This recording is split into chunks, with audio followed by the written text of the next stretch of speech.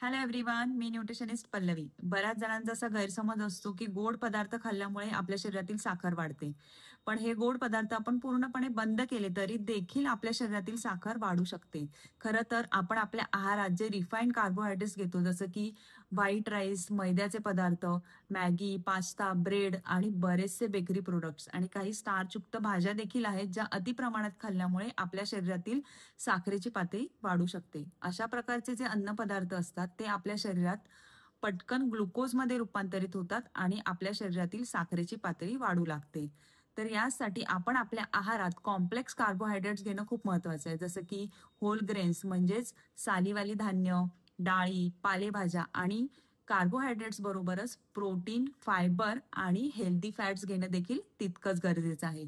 म्हणूनच फक्त साखर बंद करण्याऐवजी संतुलित आहार म्हणजेच बॅलन्स डाएट देखील तितकंच महत्वाचं आहे.